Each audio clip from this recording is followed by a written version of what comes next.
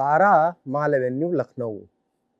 ये एक ऐसा सियासी पता है कि अगर यहाँ कोई हलचल होती है, कोई छोटी-मोटी गतिविधि हुई होती है, तो वो पूरे प्रदेश में एक बड़ी सियासी तरंग के तौर पर दौड़ जाती है।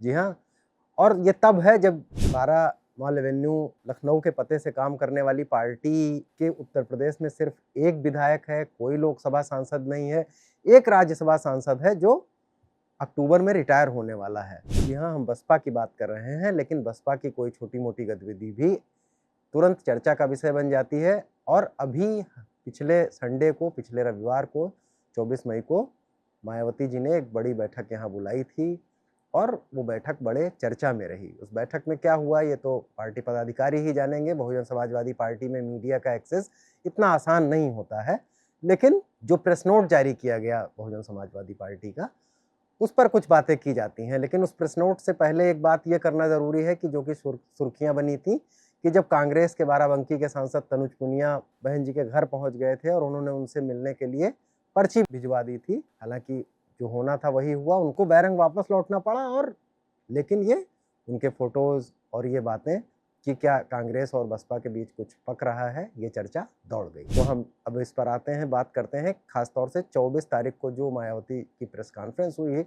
अब उसमें से छन कर जो बातें आ रही हैं, प्रेस नोट जो कि 2 पन्नों लगभग लंबा है, मेरे फ़ोन पे खुला हुआ है, उसकी अगर एक एक लाइन पढ़ेंगे, बिल्कुल सरकारी पत्रावलियों की भाषा में बसपा के प्रेस नोट जारी होते हैं और उनके राजनैतिक मायने निकाल पाना बहुत मुश्किल होता है। उतना ही मुश्किल कि मायावती जी सोच क्या रही हैं। फिर भी पहले इस प्रकरण पर बात करते हैं, जो कि 24 मई को हुई बैठक जो कि बसपा की है, उसमें कहा जा रहा है कि कुछ पार्टी संगठन की समीक्षा की गई, कामकाज की समीक्षा की गई, कुछ टिकट के दावेदारों पर बात की गई, लेकिन बड़े पैमाने पर या कुछ उत्तर प्रदेश की सियासत आने वाले विधानसभा चुनाव के मद्देनजर क्या कुछ सोचा गया, इस बारे में भी कुछ संकेत मिलते हैं। तो पहला पॉइंट ये डिस्कस करते हैं कि तनुज पुनिया का मायावती के घर जाना महज संयोग था या कोई प्रयोग। जी हाँ, अब इस बात को इस रोशनी में भी देखा जाना चाहिए कि जो 24 मई की बहुजन समाजवादी पार्टी की बैठक हुई है और उनका जो प्रेस नोट है वो क्या कहता है। तनुज पुनिया बहन जी के घर गए, उन्होंने मिलने की पर्ची भिजवाई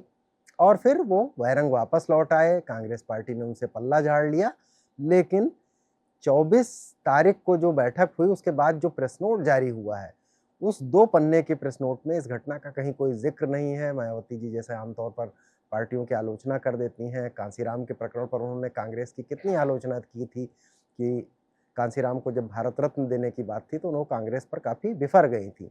लेकिन इस प्रेस नोट में आप देखेंगे तो ना बीजेपी का नाम मिलेगा, ना कांग्रेस का नाम मिलेगा। सपा जिस पर वो ज़्यादातर हमलावर रहती हैं, उसका भी नाम नहीं मिलेगा और उन्होंने इस घटना पे कोई प्रतिक्रिया भी इस प्रेस नोट में नज़र नहीं आती है कि ऐसा कुछ हुआ भी था। तब अब ये सवाल ज़रूर उठता है कि तनुज पुनिया अगर बगैर अनुमति लिए या बगैर समय लिए बहन जी से मिलने गए थे, तो इस प्रेस नोट में उस बात का कोई ज़िक्र नहीं था। क्या जो पार्टी के पदाधिकारियों के साथ बैठक हुई, उसमें भी इस पर कोई बात नहीं हुई?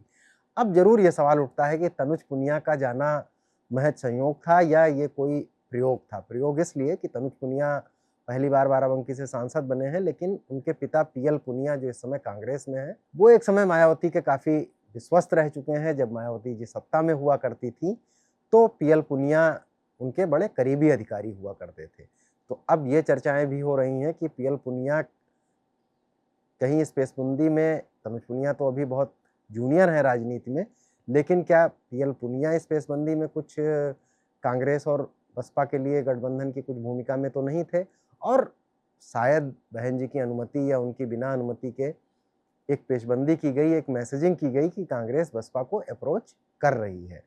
जी हाँ, ये जोर इसीलिए पकड़ता है कि तनुज पुनिया ही क्यों? तनुज पुनिया अगर गए थे, तो चूँकि पीएल पुनिया ने के साथ मायावती जी ने लंबे समय तक काम किया है, इसलिए अब ये धारणा थोड़ा जोर पकड़ रही है। फिर प्रेस नोट में इस बात की कोई आलोचना नहीं, कांग्रेस की भी कोई आलोचना नहीं, बल्कि किसी भी पार्टी की कोई आलोचना करने के बजाय केवल बसपा के संगठन वगैरह की बातें की गई। लेकिन अगर इतनी बड़ी बैठक हुई थी, तो महज संगठन की समीक्षा वगैरह की बैठकें तो पार्टियों में नियमित होती रहती हैं, लेकिन बहन जी जब कोई प्रेस कॉन्फ्रेंस, कोई ट्वीट या बैठक करती हैं, तो कुछ न कुछ महत्वपूर्ण निर्णय ज़रूर लेती हैं।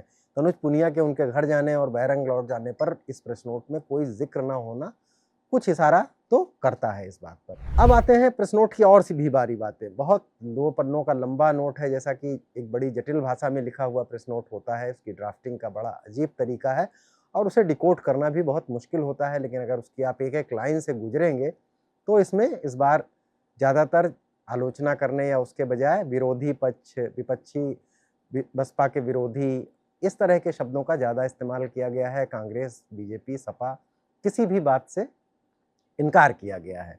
मायावती जी जैसे कि बीच में इस तरह के ट्वीट्स और प्रेस कॉन्फ्रेंस में कुछ इस तरह की बातें कर रही थी, मसलन जैसे तेल के दाम बढ़ रहे थे तो वो भारतीय जनता पार्टी की सरकार के लिए ये कह रही थी कि युद्ध चल रहा है, ज़रूर कुछ मुश्किल है, लेकिन सरकार को कोशिश करनी चाहिए कि तेल के दाम नियंत्रित रहें।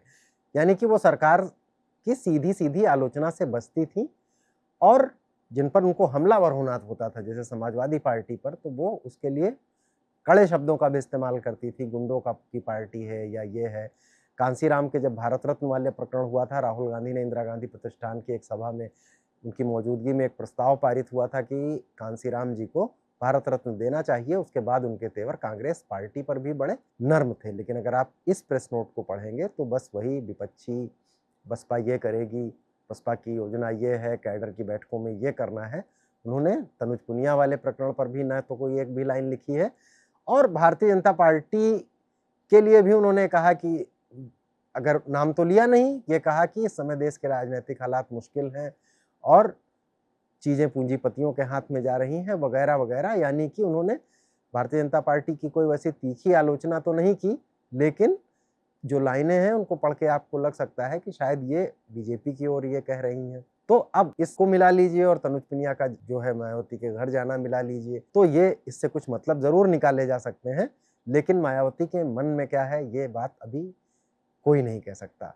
अब इसी प्रेस नोट को अगर आप बहुत ध्यान से पढ़ते हैं तो इससे पहले की प्रेस कॉन्फ्रेंस और ट्वीट्स की टाइमलाइन मायावती जी की देख लेंगे तो भी उसमें देखेंगे हमेशा जब भी बहन जी प्रेस कॉन्फ्रेंस करती थी या कोई ट्वीट राजनीतिक करती थी तो वो हमेशा अपने कार्यकर्ताओं का आह्वान करती थी कि बहुजन समाज पार्टी अकेले दम पर चुनाव लड़ेगी और किसी से गठबंधन नहीं करेगी। ये प्रमुख बात होती थी। बाकी ये बातें होती थी कि ब्राह्मण समुदाय का अपमान या मुसलमानों पर ज्यादा जोर दे रही थी, ब्राह्मण मुसलमान को ज्यादा संबोधित करती थी। लेकिन इस प्रेस नोट में बहुजन समाज पार्टी ने ये बात भी कहीं नहीं लिखी है कि वो किसी के साथ गठबंधन में नहीं लड़ेगी, क्योंकि ये पूरी बैठक का अगर लब्बो-लुआ प्रेस नोट के माध्यम से भी निकाला जाए तो यही था कि वो एक तरह की चुनावी तैयारियों की समीक्षा बैठक जैसी थी।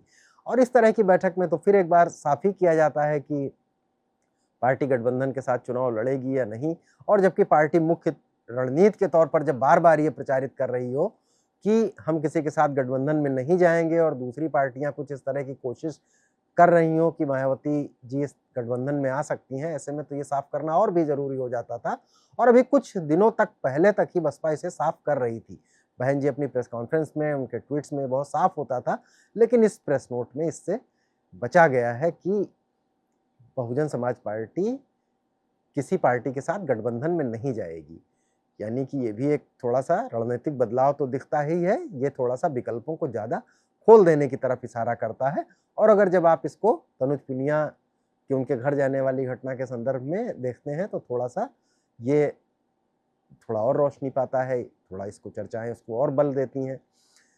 एक और राजनैतिक विश्लेषक और कुछ बसपा से जुड़े लोग, कुछ दलित चिंतक भी इसका एक मतलब ये भी निकाल रहे हैं कि बहुजन समाजवादी पार्टी एक नेशनल पार्टी है। नेशनल पार्टी होने की कुछ शर्तें होती हैं कि मसलन आपको 4 स्टेट में कम से कम पूरे लोकसभा चुनाव में 6% वोट मिला हो। बहुजन समाजवादी पार्टी इस समय उससे काफ़ी पीछे चल रही है। पिछले लोकसभा चुनाव में अगर पूरे देश में मिले वोटों की बात की जाए तो उसका आंकड़ा 2 पॉइंट समथिंग ही रह जाता है। उससे पहले भी 3 के आसपास थी। यहाँ तक कि उत्तर प्रदेश, जहाँ वो बहुत सशक्त पार्टी है, वहाँ भी उसके करीब 9% से कुछ ज़्यादा ही वोट आए। तो अब बहुजन समाजवादी पार्टी को ये भी चिंता शायद सता रही है कि इलेक्शन कमीशन कभी भी इस बात का रिव्यू कर सकता है कि पार्टी नेशनल पार्टी होने के मानक पूरी करती है या नहीं। ऐसे में लोग कह रहे हैं कि बसपा इस ओर भी देख रही है। अभी जिन राज्यों के चुनाव नज़दीक हैं, उत्तर प्रदेश को अभी छोड़ देते हैं, उत्तराखंड और पंजाब। पंजाब खास तौर से एक समय पर कांसीराम जी पंजाब के थे और पंजाब एक ऐसा राज्य है जहां अनुसूचित जातियों की संख्या बहुत अच्छी खासी संख्या में है और पंजाब में एक समय बीएसपी को काफ़ी ठीक ठाक वोट मिला करता था। जो पुराने समय पे जो लोग पंजाब के चुनाव को कवर करते थे, वहाँ पर एक जीत की कोई संभावना ना होते हुए भी लोगों को ये एक पूरा वर्ग था जो बहुजन समाज पार्टी के लिए वोट करता था। ऐसे में ये भी चर्चा उड़ रही है कि वहाँ पंजाब में तो मुख्य विपक्षी दल कांग्रेस है, अभी वहाँ आम आदमी पार्टी सत्ता में है। ऐसे बहुजन समाज पार्टी उत्तराखंड, पंजाब, कुछ लोग हिमाचल की भी बात करते हैं, लेकिन ये 2 राज्य ज़्यादा चर्चा में हैं। वहाँ पर गठबंधन में जा सकती है। अगर गठबंधन में जाएगी तो किसके साथ जाएगी? नाम कांग्रेस का ही आता है, तो कांग्रेस के साथ जाकर अपना वोटिंग परसेंटेज कुछ बढ़ा सकती है। पंजाब में उसके पास अगर वो कांग्रेस के साथ जाती है और वहाँ जिस तरह से अनुसूचित जातियों की संख्या है, वहाँ पर अगर वोटिंग परसेंटेज ठीक-ठाक बढ़ता है तो नेशनल पार्टी वाली जो बात है, और उत्तराखंड में भी काफ़ी असर कर सकता है। हरिद्वार वगैरह जैसी ऊधम सिंह नगर की सीटें ऐसी रही हैं जहाँ पर बहुजन समाजवादी पार्टी काफ़ी वोट जुटा लेती थी, तो वो शायद नेशनल पार्टी वाली जो अपनी मुहिम है उस दिशा में भी सोच रही हो। अब वो किसके साथ गठबंधन करेगी ये तो साफ नहीं है, क्योंकि इन राज्यों में मुख्य विपक्ष कांग्रेस है, इसलिए कांग्रेस का नाम ज़्यादा चल रहा है। लेकिन इस प्रेस नोट में इस बात का कोई ज़िक्र ना होना और उतनी ज़ोर-शोर तरीके से ये ना कहना कि बहुजन समाज पार्टी किसी भी पार्टी के साथ गठबंधन के बगैर चुनाव लड़ेगी, थोड़ा इशारा ये करता है कि बहन जी ने अब अपने विकल्प थोड़े ज़्यादा खोल दिए हैं। और तनुज पुनिया जो उनके यहाँ मिलने गए थे वो एक संकेत भर हो सकता है, क्योंकि तनुज पुनिया तो उस कद के नेता नहीं है जिनसे बहन जी मिले। बहन जी से मिलना तो बड़े-बड़ों के लिए मुश्किल होता है।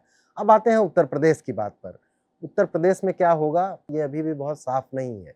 हालाँकि उनके घर तनुज पुनिया जो गए थे वो उत्तर प्रदेश से ही सांसद हैं, लेकिन ये कहा जा रहा है कि बहन जी ने इस रणनीति पर अब विचार शुरू कर दिया है, लेकिन वो बहुत जल्दी तो अपने पत्ते नहीं खोलती हैं और हाल-फिलहाल में भी खोलने वाली नहीं है। फिलहाल वो टिकट वितरण पर ध्यान केंद्रित कर रही हैं। और बहुजन समाजवादी पार्टी के साथ एक बड़ी अच्छी बात ये भी है कि एक समय वामसेफ की और बड़ी तीखी दलित राजनीति करने के बावजूद उत्तर प्रदेश में कोई भी ऐसा सामाजिक वर्ग नहीं है जो बहुजन समाजवादी पार्टी के कम से कम राजनीतिक विशिष्ट वर्ग नहीं है जो नहीं जुड़ना चाहता है। मान लीजिए कोई राजनीतिक महत्वाकांक्षा रखता है और चुनाव में उतरना चाहता है और उसे समाजवादी पार्टी, भाजपा या किसी और पार्टी से टिकट नहीं मिल रहा है, तो वो बहुजन समाजवादी पार्टी से टिकट मांगने के लिए पहुंच जाता है, चाहे वो ब्राह्मण हो, चाहे राजपूत हो, चाहे वो मुसलमान ही क्यों ना हो। तो अब बहन जी ये बात जानती हैं और वो बार-बार जो ये इशारा कर रही हैं कि ब्राह्मण और मुसलमानों को बहुत तवज्जो देंगे पार्टी में, और पार्टी के अंदरूनी सूत्र भी ये बता रहे हैं कि टिकटों को लेकर जिन नामों पर चर्चा हो रही है, उसमें उन सीटों पर जहाँ पर ब्राह्मण और ताकतवर मुसलमान दावेदार टिकट मांग रहे हैं, वहाँ पर पार्टी उनको सोच रही है कि कौन लड़ाया जा सकता है। और बसपा ऐसे मामलों में जब वो दलित वोटों के इतर प्रत्याशी चुनती है तो ऐसा प्रत्याशी चुनती है जिसका क्षेत्र में थोड़ा सामाजिक राजनीतिक दबदबा हो और वो जनबल और धनबल दोनों से मजबूत हो। तो फिलहाल तो इनकी यही रणनीति है, लेकिन ये आगे चलकर ये रणनीति कुछ क्या गठबंधन जैसी शक्ल लेगी, अभी तो ये साफ नहीं है। मायावती जी इतनी जल्दी पत्ते नहीं खोलती हैं। अभी उत्तर प्रदेश का विधानसभा चुनाव घोषित होने में भी काफ़ी समय है। हो सकता है जनवरी के पहले हफ्ते में ये घोषित हो, लेकिन बसपा के ही कुछ सूत्र ये कह रहे हैं कि मायावती जी दिवाली के आसपास कुछ धमाका कर सकती हैं। अकेले लड़े या उनके टिकट वितरण में भी ये धमाका मिल सकता है, किसी के साथ तालमेल में भी ये धमाका मिल सकता है, लेकिन बहुजन समाजवादी पार्टी इस बार कुछ गंभीरता से चुनाव लड़ेगी, ऐसा पार्टी के लोग कह रहे हैं। हालांकि आकाश आनंद उत्तर प्रदेश में एक्टिव होंगे 24 मई की बैठक में, तो ऐसा कोई संकेत नहीं मिला है। लेकिन अब ये देखना होगा कि बहुजन समाजवादी पार्टी यानी जो 12 माल एवेन्यू यूपी स्टेट बसपा का ऑफिस है, वहाँ दिवाली धमाका क्या होगा और उत्तर प्रदेश के आने वाले विधानसभा चुनाव पर उसका क्या असर होगा, इसका इंतजार तो सभी को है। खैर वो धमाका जब होगा तब होगा, लेकिन इस बीच बसपा क्या करती है इस पर भी नज़र रखनी होगी। लेकिन अब बसपा की जो सक्रियता है वो थोड़ा सा दूसरी पार्टियों में भी चिंता का सबब बनती जा रही है कि क्या बहन जी पूरे एक्टिव चुनावी मोड में और इस लेवल पर उतर रही हैं कि इस बार वो सीटों की एक-एक सीट का आकलन कर रही हैं। तो जाहिर है कि सभी पार्टियां सत्ताधारी और भाजपा खास तौर से और समाजवादी पार्टी को थोड़ी चिंता तो बढ़ती ही है। अनुराग अड्डा में आज यहीं तक, कल फिर किसी नए मुद्दे पर कोई नया विश्लेषण लेकर किसी नई बात के साथ आपके सामने फिर हाजिर होंगे। तब तक के लिए इजाज़त दीजिए। नमस्कार, धन्यवाद। देखते रहिए बोले भारत। अब सब्सक्राइब कीजिए चैनल को, अपनी राय से भी हमें अवगत कराइए। आपकी राय हमारे लिए महत्वपूर्ण है। है।